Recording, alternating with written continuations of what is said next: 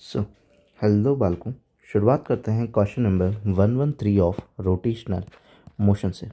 तो question number 113 of rotational motion जो है वो हमें क्या कह रहा है।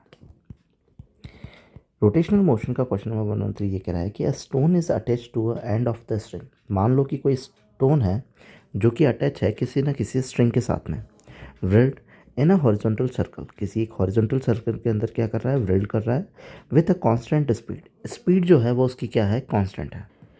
सो सर्कुलर राउंड होते वक्त हम कह सकते हैं उस सिस्टम के लिए, अगर मान लो कि कोई ऑब्जेक्ट है जो कि स्टोन है जो कि टाइड अप है सेंटर से और वो एक सर्कुलर राउंड के अंदर रोटेट कर रहा है, तो हम कह सकते हैं उस सिस्टम के लिए उसका एंगुलर मोमेंटम जो होगा एल, वो क्या रहेगा, कंजर्व रहेगा। एंड किसी सिस्टम के लिए अगर वो घूम रहा है सर्कुलर रोटेशन में तो उसका एंगुलर मोमेंटम जो रहेगा वो तो कांस्टेंट रहेगा, बट यहाँ पे हर एक पॉइंट पे इसकी स्पीड की जो या फिर वेलोसिटी की जो डायरेक्शन है वो एक्चुअली क्या हो रही होगी, चेंज हो रही होगी। इस वजह से हम इसका लीनियर मोमेंटम को क्या नहीं कह सकते हैं, कंजर्व नहीं कह सकते हैं। सो कंजर्व क्या रहेगा, सिर्फ और सिर्फ angular momentum constant, but linear momentum जो होगा वो क्या करता रहेगा, वेरी करता रहेगा हर एक पॉइंट पे वेलोसिटी की डायरेक्शन चेंज होने की वजह से। इसलिए ऑप्शन नंबर कौन सा हो जाएगा, थर्ड। नाउ मूव ऑन करते हैं, क्वेश्चन नंबर 114 की तरफ चलते हैं। A small still sphere of mass m is tied to the string of a radius r is drilled in a horizontal circle of a uniform angular velocity 3 omega. कि कोई steel का m मास का sphere है जिसको circle से हमने wound up करा हुआ है और जो कि r रेडियस का है, और ऐसे सर्कल पे क्या कर रहा है, वो घूम रहा है। सर्कल पे घूमते वक्त इसकी जो एंगुलर मोमेंटम रहेगा, मतलब कि एंगुलर वेलोसिटी जो रहेगी वो 3 ओमेगा रहेगी। The string is suddenly pulled. अब इस स्ट्रिंग को अपन ने सडनली पुल किया है जिसकी radius of the circle is half. तो अब इसकी रेडियस कितनी कर दी है हमने, r/2।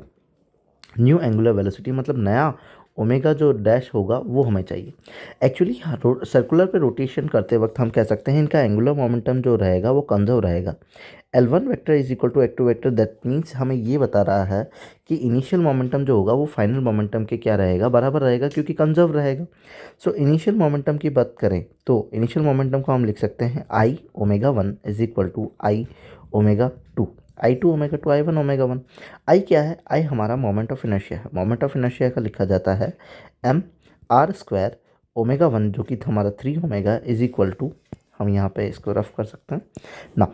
यहाँ पे आई टू जो हो जाएगा वो मास को चेंज नहीं किया है बट रेडियस r/2 हो गई, तो r²/4 हो जाएगी। तो कैपिटल आर ही मान लो, कैपिटल r²/4।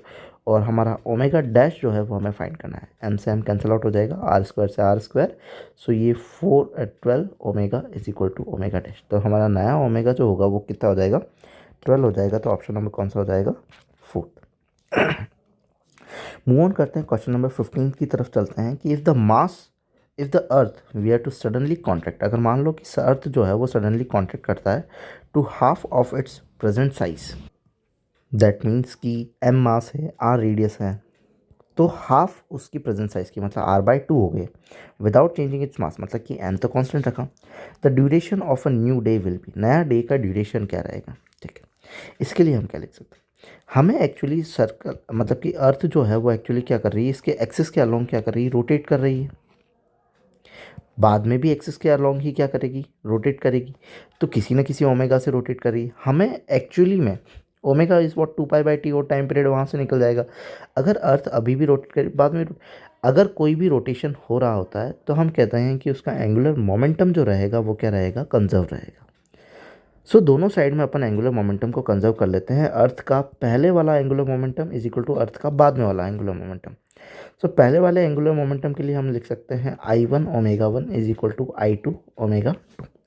I1 की अगर बात करें तो मोमेंट ऑफ इनर्शिया अर्थ का क्या हो जाएगा, भाई भरा हुआ है मास है तो 2/5 mr²। और ओमेगा की बात करें तो वो हो जाएगा 2π/t। टाइम पीरियड कितना होता है नॉर्मली, तो सर डे नाइट का टाइम पीरियड जो होता है वो हमारा 24 आवर का होता है। 2π/t को आपने ओपन कर दिया इज इक्वल टू I2 अगर हम लिखेंगे तो 2/5 एम, मास को चेंज नहीं किया है बट रेडियस को हाफ कर दिया है, दैट मीन्स कि r²/4।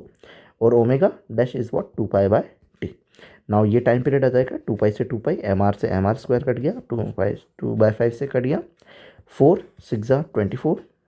तो t जो आ जाएगा वो हमारा कितना आ जाएगा, 6 आवर। तो टाइम पीरियड कितना हो जाएगा अपना 6 घंटे का हो जाएगा, ऑप्शन नंबर थर्ड हो जाएगा।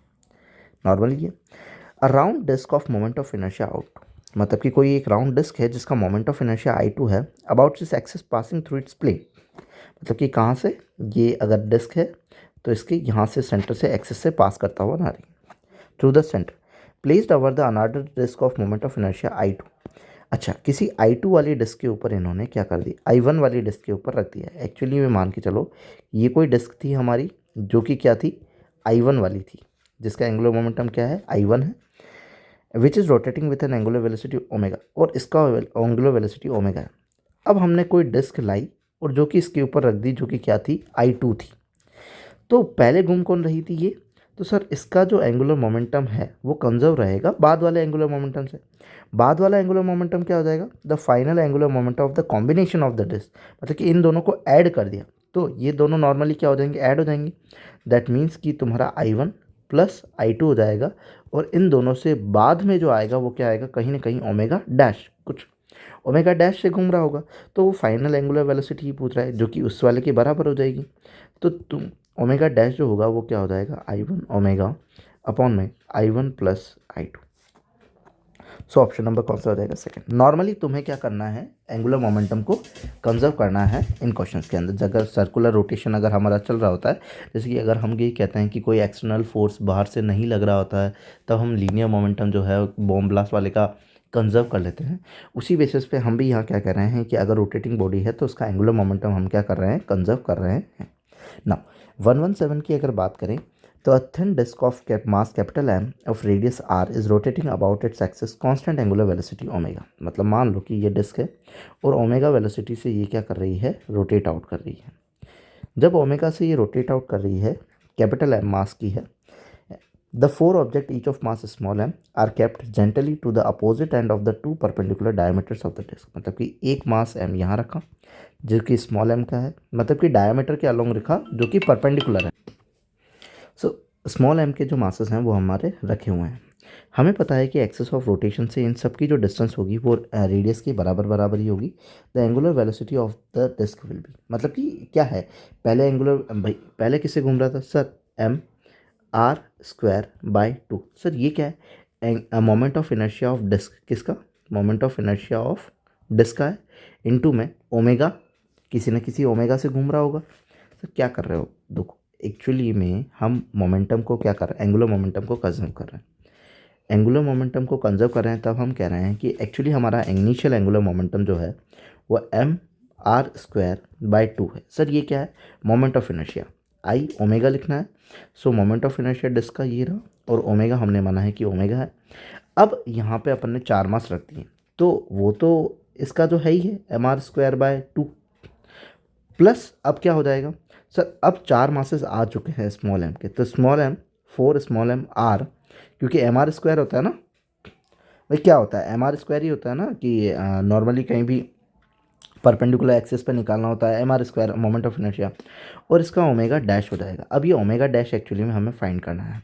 तो यहाँ पे अपन नॉर्मली सॉल्व करेंगे तो m कैपिटल R स्क्वायर, सबका कैपिटल R वैसे भी कैंसिल आउट हो जाना है, तो कैपिटल R हमने वैसे भी कैंसिल आउट कर दिया। तो हम यहाँ पे लिख सकते हैं m by 2 omega is equal to capital M by 2, division ले लिया, is equal to plus 8 small m, ये ओमेगा डैश कर लिया हमने, और हमारा m by 2 divided by m capital M plus 8 small m by 2, ये हो जाएगा हमारा ओमेगा डैश, और ये ओमेगा 2 से 2 कैंसिल आउट हो जाएगा। तो हमारा एक्चुअली में ओमेगा डैश जो आया वो कितना आया, capital M omega by capital M plus 8 small m, तो ये हमारा ओमेगा डैश आ गया। तो capital M omega m plus small eight. So option number कौन सा हो जाएगा, सेकंड। तो यहाँ पर हमारे क्वेश्चन हो सकते हैं 117 तक, ये 5 questions. If you like then please subscribe. Thank you.